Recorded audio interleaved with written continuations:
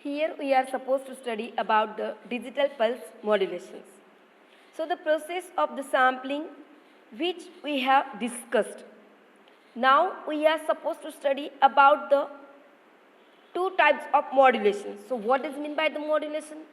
It is nothing but it is the process of varying one or more parameters of the carrier signal in accordance with the instantaneous value of the message signal.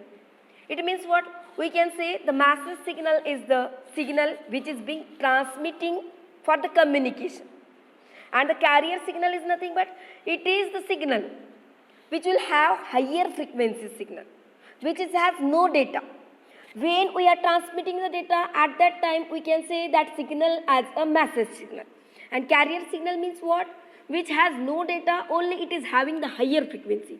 But we can use for the long distance transmission.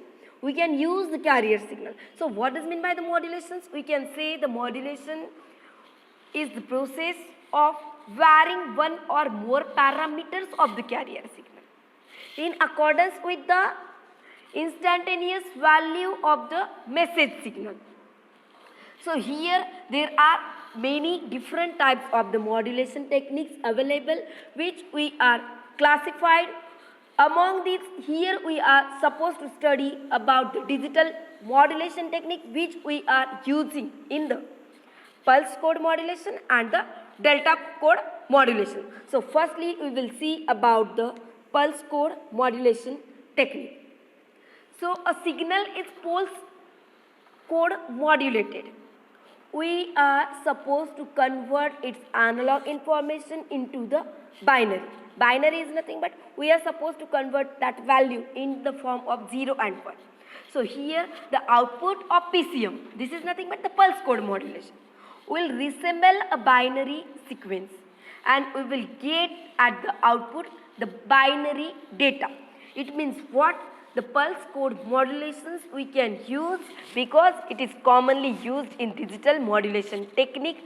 In the pulse code modulation, available range of signal voltage is divided into level and each is assigned a binary number. Here its sample we can represent by the binary number and we can transmit that data serially. So here when we are transmitting the data, the number of level available depends upon the number of bits used to express the sample value. So you will get how this will depend. So you can take the number of level equal to capital N equal to 2 raised to m. The number of bit. M is nothing but the number of bit. So here we are supposed to study PCM thoroughly.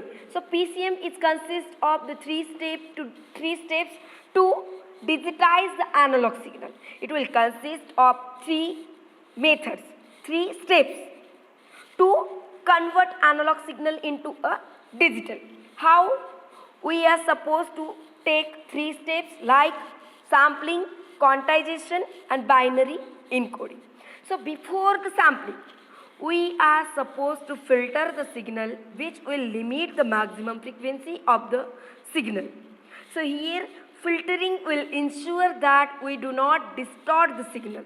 We are removing the high frequency component which will affect the signal shape. So here we are supposed to firstly filter out the signal to limit the maximum frequency. After that we can start the pulse code modulations. So here we are supposed to use pulse code modulation which is having 3 steps.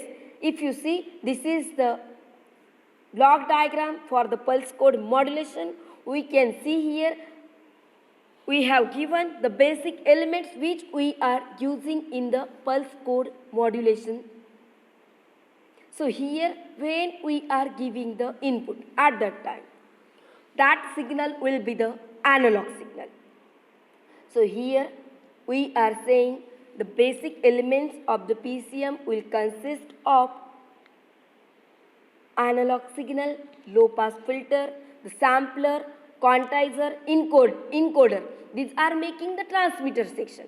What we have seen in the digital communication, we have seen the block diagram of digital communication will consist of three main blocks. These are nothing but transmitter, receiver and the channel. So here also the same consists. We are making the pulse code modulation which will consist of three. These are nothing but transmitter. You can see in the A. B, this is nothing but the channel. Transmission path means what? It is the channel. After that, you will get the value, digitized value at the output. So you can call that section as a receiver. So here, the transmitter section of the pulse code modulation will consist of sampling, quantizing and encoding, which will perform the work in the analog to digital converter. And here we are using the filter also. The low pass filter to sampling prevents aliasing of the message signal. So here we are saying pulse code modulation is consists of the transmitter section which will consist of sampling, quantizing, encoding and the low pass filter. After that, what we are saying here, the basic operation in the receiver, you can see the C diagram, which will consist of regeneration of the impaired signal, decoding and reconstruction of the quantized pulse. So you will get the output that will be digitized. So we can see here the block diagram of the pulse code modulation, which will represent the basic element which we are using in the transmitter, which we are using in the receiver and which we are using in the transmission part. This is nothing but the channel. So here we are doing the sampling. First that when we are giving the analog signal, at that time we are giving that analog signal to the low pass filter. So this filter eliminates the higher frequency component which represent in the input analog signal. So which is the greater than highest frequency, they will eliminate that frequency component. So you will get the message signal which will not have any error. It means what? Here we can say the input signal we are giving to the low pass filter, that filter will eliminate the higher frequency component present in the input analog signal, which is greater than the highest frequency of the message signal, to avoid the aliasing of the message signal.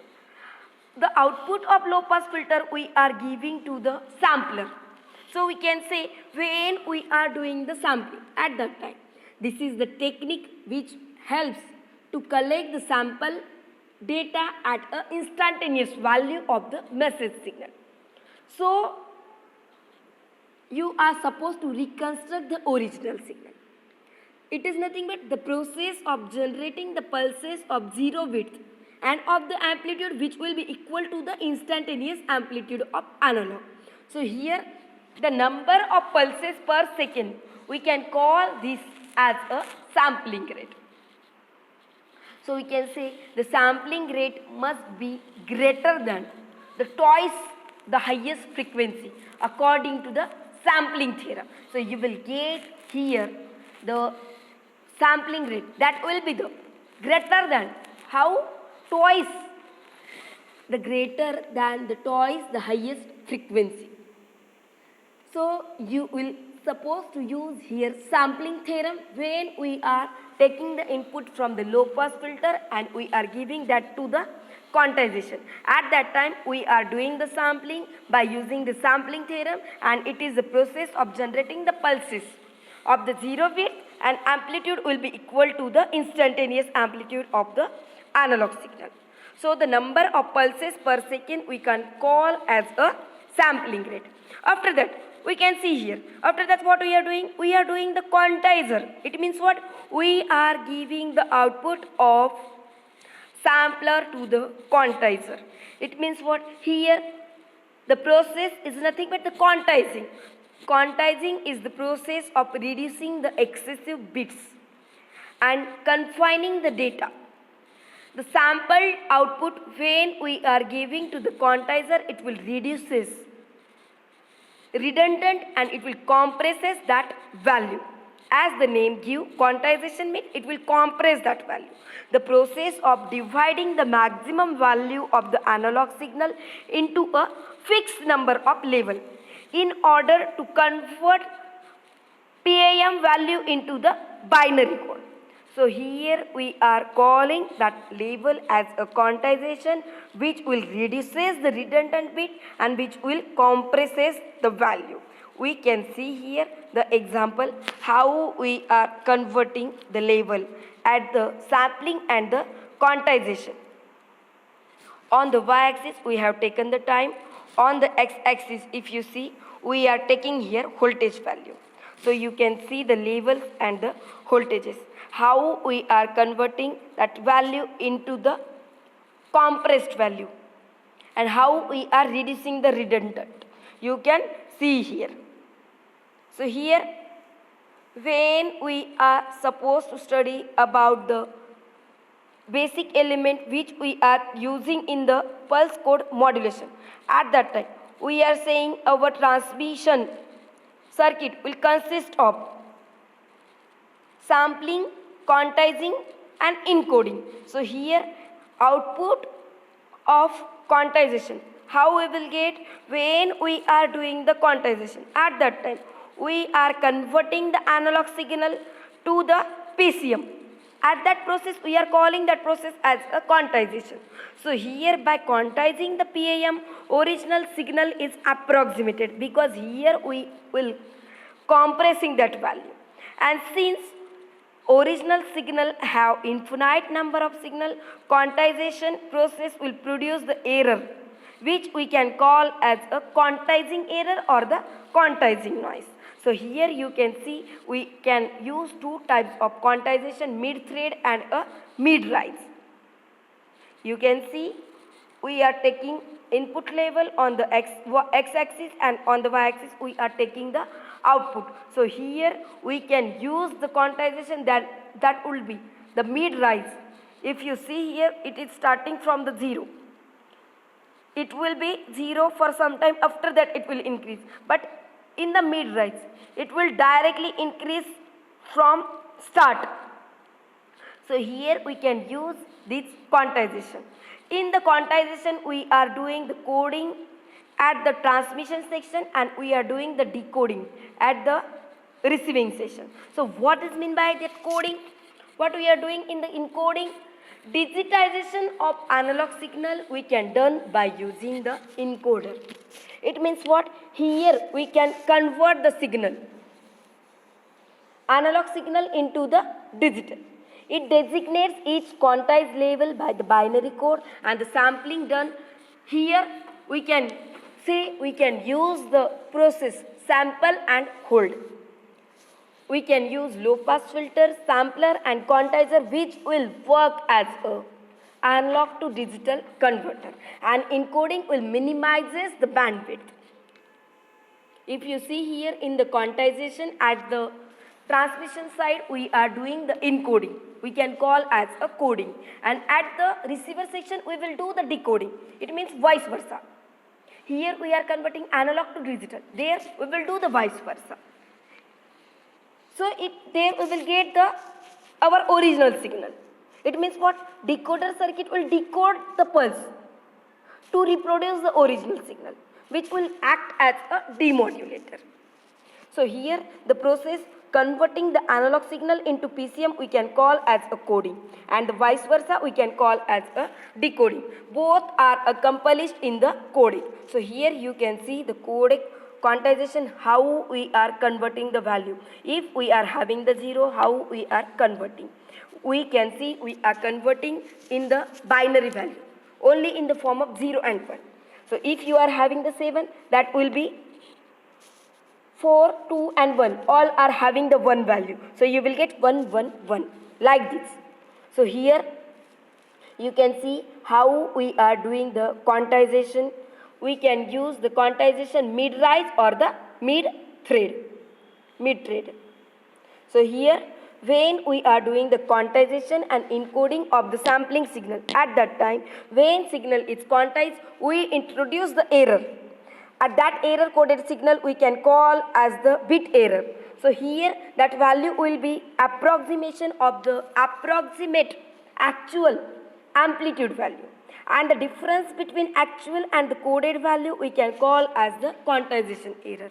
So here if we are having the Moore zone, the smaller change which results in smaller error.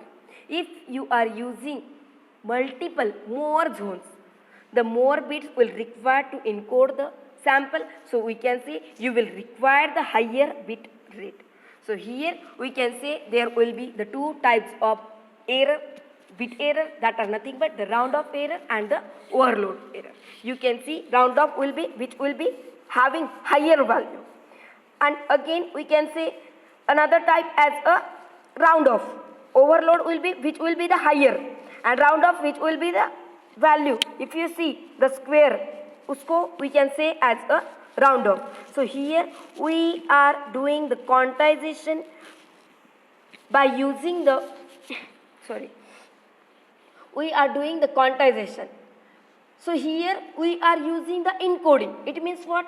It is the process of reducing the excessive bit and confining the data. We are reducing here redundant bits and we are compressing the value. So here we are doing the encoding by using the low pass filter, by using the sampler, and by using the quantizer. So here when we are supposed to study about the pulse code modulation, at that time you can see here it will consist of transmission path, and it will consist of transmission path, and it will consist of the receiver. So here when we will do the encoding, at that time we are giving the data to the regenerative repeater at the receiver side. So it will increases the signal strength, and the output of channel also has regenerative repeater circuit. So to compensate the signal loss and to reconstruct the signal, to increase its rate, we can use the regenerative repeater at the receiver section. Again we can use the decoder. Why? Because when we are using the transmitter section in the PCM, we have done the encoding, we have done the digitization. So here we are supposed to reconstruct our original channel. So we can use the decoder which will decode the pulse coded waveform to reproduce the original signal. We can say this circuit as a demodulator. After that again we can use the reconstruction filter at the output side. After the digital to analog conversion, it means what? When we are doing the decoding, we will get the output that will be in the form of, now that will be in the form of analog. So here when we are doing the digital to analog conversion, which done by regenerative circuit and the decoder, we can use the low pass filter which will give us reconstruction filter to get back the original signal. Hence pulse code modulation circuit digitizes the given analog signal. Firstly we are doing the coding, we are sampling it, again we are transmitting it in the analog. This whole process is repeated, reverse a pattern to obtain the original signal at the output. Here we have finished about the pulse code modulation. There will be the question on explain the pulse code modulation. You are supposed to draw the circuit diagram and you are supposed to explain each and every block, transmitter, channel and the receiver section. Okay.